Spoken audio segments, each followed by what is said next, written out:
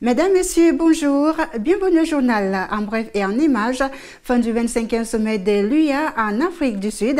Lors de la cérémonie de clôture à Johannesburg, le président zimbabwéen Robert Mugabe s'est encore montré critique envers la Cour pénale internationale.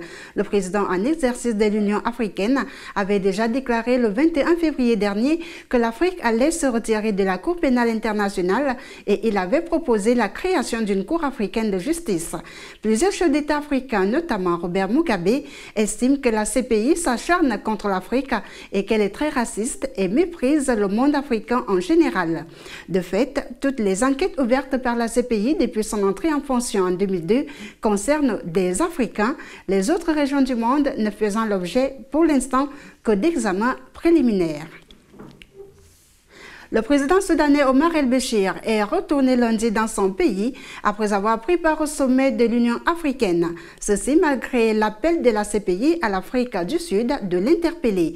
Omar el-Béchir, accusé de génocide par la Cour pénale internationale, était sous le coup d'une interdiction de sortie du territoire sud-africain prononcée la veille par la justice de ce pays. Les détails avec Aziz Maïga. En marge du 25e sommet de l'Union africaine, le président soudanais a fait fi de l'interdiction de sortie du territoire prononcée par la justice sud-africaine. Poursuivi pour génocide par la Cour pénale internationale, Omar el-Béchir a décollé ce lundi de Johannesburg sans attendre le verdict de demande d'arrestation émise contre lui.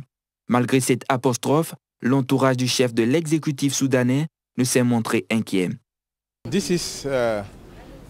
C'est un équilibre entre les obligations de l'Afrique du Sud en termes de droit international, exécuter un mandat d'arrêt de la Cour suprême et en même temps, le gouvernement d'Afrique du Sud a aussi des obligations internationales de respecter la souveraineté d'un État dans le cadre de la Charte des Nations Unies.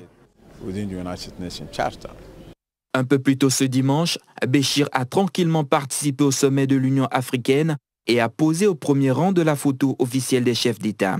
Visé depuis 2009 par des mandats d'arrêt, le chef de l'exécutif soudanais vient de faire une fois de plus un pied de nez à la justice internationale, confirmant ainsi l'étroite relation existant entre les chefs d'État africains et la CPI. Âgé de 71 ans et au pouvoir depuis 1989, Omar el-Béchir a déjà fait preuve d'audace en se rendant dans des pays membres de la CPI, notamment le Tchad, le Kenya et le Nigeria. Son cas souligne la faiblesse intrinsèque de la CPI, qui peut enquêter sur des crimes et émettre des mandats d'arrêt, mais qui dépend des gouvernements pour faire ses arrestations. Au Nigeria, 2 kamikazes ont perpétré simultanément lundi 2 attentats mortels dans le nord-est du pays. Le bilan était de 10 morts. Uriel Abaga. 10 personnes ont perdu la vie ce lundi matin à la suite d'un double attentat suicide à Potiskum, le grand carrefour commercial de l'État de Yobe au nord-est du Nigeria. L'information et tous les détails de ces nouvelles violences ont été dévoilés par la police locale et un milicien qui coopère avec l'armée nigériane dans la lutte contre Boko Haram. Le premier kamikaze qui transportait des explosifs dissimulés sous ses vêtements a fait engager la déflagration devant les locaux d'une milice locale, causant la mort de 8 de ses membres. Le deuxième Kida a quant à lui fait exploser sa charge dans un débit de boisson, faisant passer 2 personnes de vie à trépas. Un double attentat perpétré en simultané avec celui qui a fait une vingtaine de morts en N'Djamena au Tchad, où le gouvernement a aussitôt accusé la secte Boko Haram. Les habitants de l'État de Yobe sont habitués aux attaques de la bande à Aboubakar Shekau, même si les autorités locales n'ont pas encore pointé du doigt ces islamistes qui sévissent dans la région du lac Tchad. Depuis l'investiture de Muhammadu Buhari, le nouveau président du Nigeria qu'on ne cesse de présenter comme l'homme de la situation, Boko Haram semble vouloir prouver que sa capacité de nuisance reste intacte. Quelques jours après l'adoption au sommet d'Abuja de la mise en place d'une force multinationale mieux structurée, située à N'Djamena et dirigée par le Nigeria, le choix de la capitale tchadienne et de l'État de Yobe au Nigeria n'est donc pas fortuit. C'est un message clairement lancé aux dirigeants des 2 pays qui semblent les plus actifs dans la lutte contre Boko Haram. L'heure des promesses à tout va est donc terminée pour les présidents des pays concernés. Ces différents chefs d'État doivent mettre rapidement en pratique toutes les décisions entérinées pour anéantir Boko Haram qui ne fait manifestement pas dans la dentelle. En Ouganda, la pratique du sacrifice humain laisse toujours des cicatrices. C'est le cas d'un jeune garçon de 11 ans qui récupère de ses blessures après avoir été taillardé et laissé pour mort au cours d'un rituel qui a coûté la vie à sa petite sœur de 8 ans il y a 2 ans. Le reportage de nos confrères de l'AFP. Une balafre de 10 cm à l'arrière du cou. Une cicatrice que Kanani Nankunda gardera toute sa vie.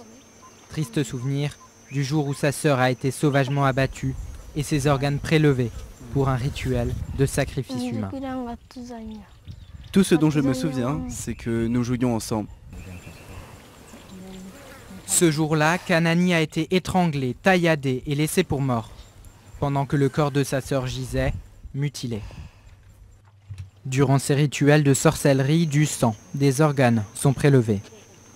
Difficile d'établir un nombre précis de victimes de ces exactions.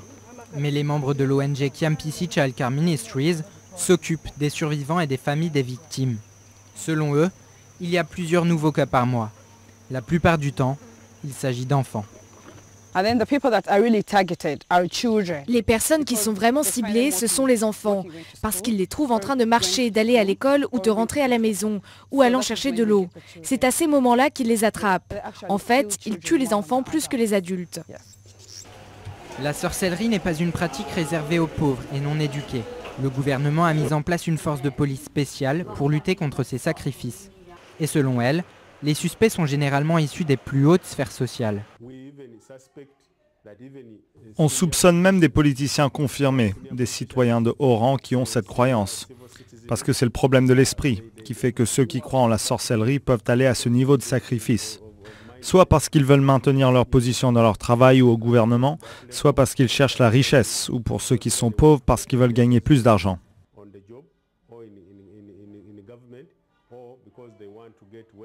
Le responsable des atrocités commises envers les enfants Nankunda a plaidé coupable.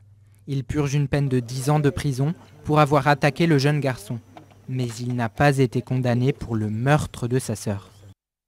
Signalant que les registres de la police ougandaise indiquent qu'il y a eu plus de 10 cas de sacrifice humain en 2013, 9 l'an dernier et 5 déjà confirmés pour l'année en cours. C'est la fin de ce journal, mesdames, messieurs. Merci de nous avoir suivis. L'information continue sur Canal 7, la chaîne panafricaine.